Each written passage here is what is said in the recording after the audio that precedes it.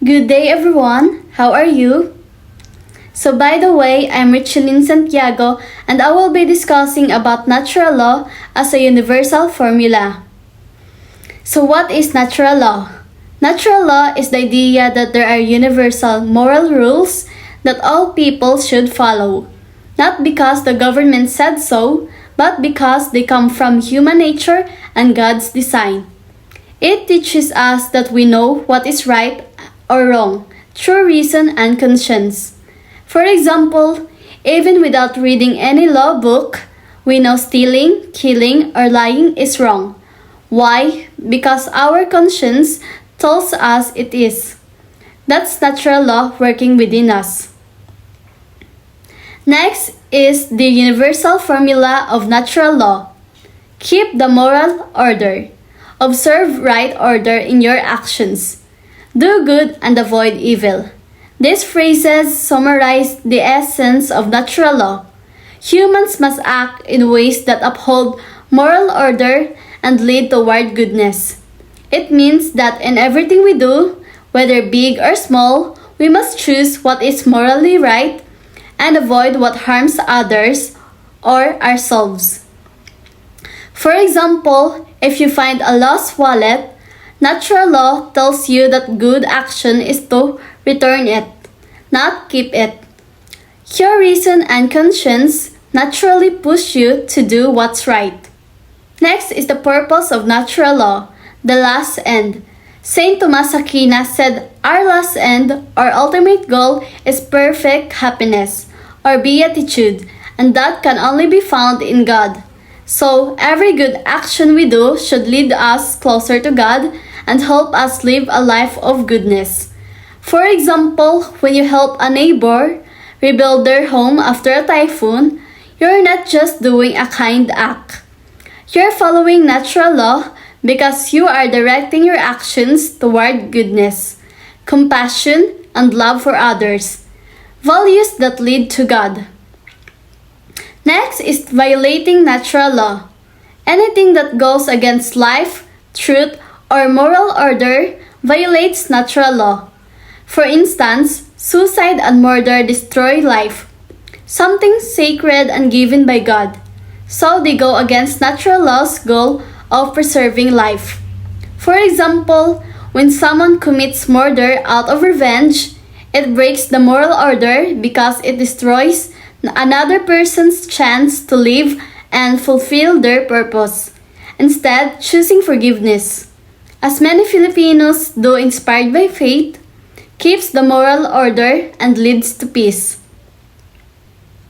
Next is Saint Thomas Aquinas' teaching. Aquinas' view is connection between natural and divine law. Saint Thomas Aquinas explained that natural law comes from God's eternal law. In the Bible, God gave us the 10 Commandments, or the Old Testament, and Jesus gave us the New Law. Love God and love your neighbor. That is the New Testament. Natural law helps us use our reason to understand and follow these divine teachings in everyday life. For example, when Filipinos follow bayanihan, helping one another in times of need, it's not just cultural, it's moral. It shows love for one's neighbor, which fulfills both natural and divine law. Next is logical application example of natural law. Premise 1. Stealing is immoral and evil. Premise 2. Taking someone's property without consent is stealing. Conclusion. Therefore, taking someone's property is immoral and must be avoided. This reasoning shows how natural law guides moral decisions logically and universally. For example, if a student copies a classmate's project, their conscience tells them it's wrong, even if no teacher catches them. They violated honesty, which is part of natural law. Next is summary. For example, in the Philippine context, natural law is visible in many Filipino values and customs. Respect for elders like mano po shows moral order and humility. Utang na loob and pakikipagkapwa-tao reflect our natural desire to do good and live harmoniously. Laws against crimes like theft or violence are actually based on natural law. They protect life, property, and dignity. In summary, natural law teaches that we are all born with a sense of right and wrong. By doing good and avoiding evil and following moral order, we not only become better individuals, but also create a more peaceful and just society. The kind of community that mirrors our faith, reason, and Filipino values. Bright morning, everyone. I'm Josephine Iruchar, and I'm the reporter number 2. And my lesson for today is law defined. Natural law is explained as being promulgated through the light of reason. So natural law is not enacted written rule. It is the universal moral order that human beings can understand and recognize using their inherent faculty of reason, guiding them to do good and avoid evil. So positive laws are laws that are enacted and require an external sign of promulgation to man. So these are man-made laws, statutes, ordinances, etc. that must be formally published or made known to the public through an official sign so that the people are aware of their legal obligations and can comply.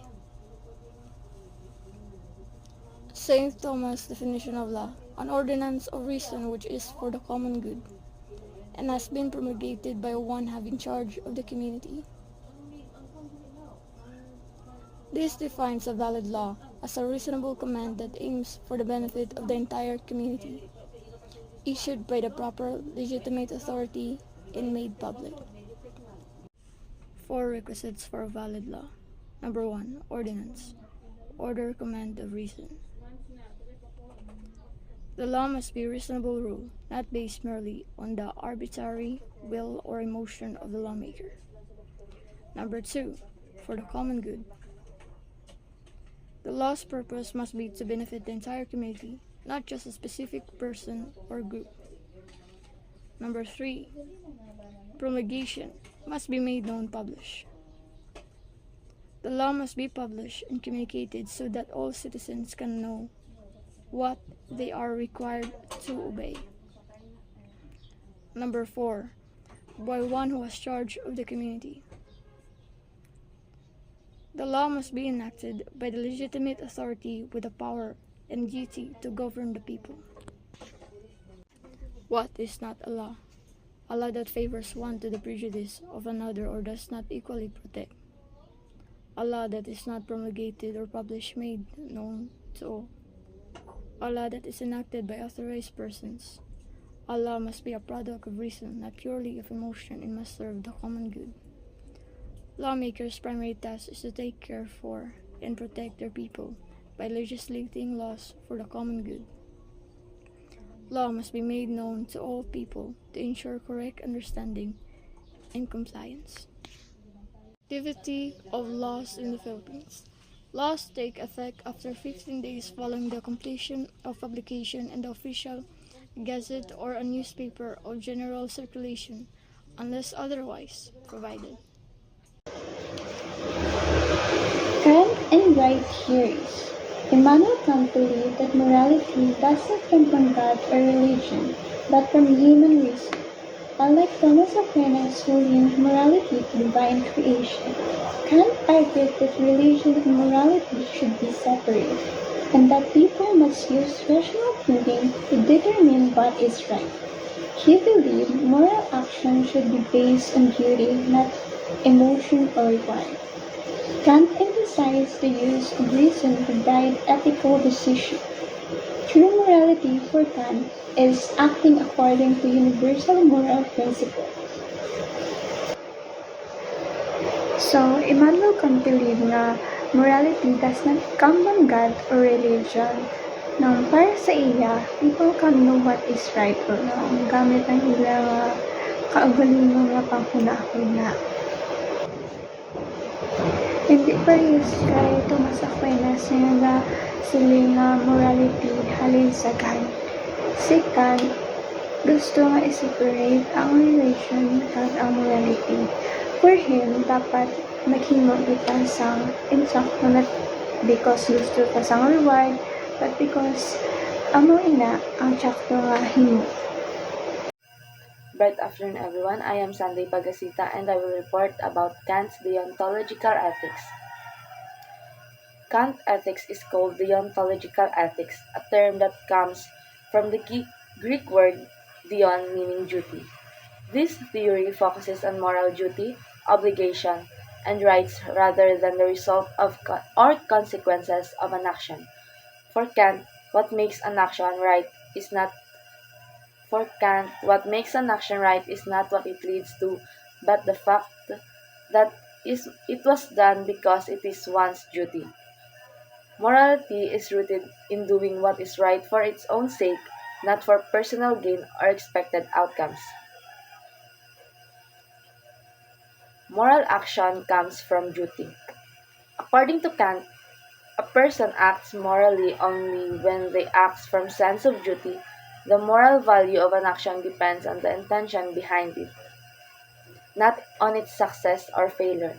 This means doing the right thing simply because it is right, not because it benefits to us or others. For example, telling the truth out of honesty and respect is moral, while telling the truth is just to avoid punishment is not truly moral. Moral duties are universal and based on reasons. Kant believed that moral to all rational beings. Moral duties are universal and based on reasons. Kant believed that moral laws are universal and apply to all rational beings. Every person, by using reason, can recognize what is right or wrong. Morality is not based on emotions, culture, or religion but on human reasons, which allows us to discover moral duties that are consistent and logical. Because these duties are universal, everyone expected to follow them regardless of personal situation or belief. This makes morality objective and rational, not relative or based on personal opinion. The categorical imperative. The categorical imperative is Kant's main principle for determining whether an action is moral. It says, act only according to that maxim which you can will to become a universal law. In simple terms, before acting, we should ask ourselves, would it be acceptable if everyone did this? If the answer is no, then the action is not moral. For example, lying cannot be universalized because if everyone lied, trust and communication would disappear. However, telling the truth can be universalized because it supports honesty and understanding. The categorical imperative ensures that moral actions are consistent and fair for everyone. Acting morally means acting freely with reason and duty. For Kant, acting morally means acting freely and rationally according to moral laws we give ourselves through reason. True freedom does not mean doing whatever we want, but choosing to follow what is right out of duty. When we act according to universal moral laws, we are acting autonomously guided by our own rational understanding of what is right. For example, borrowing money without the intention to repay is unethical because if everyone did this, no one would lend money and trust would collapse. Thus, moral actions come from our own rational choice to follow duty, showing both freedom and responsibility.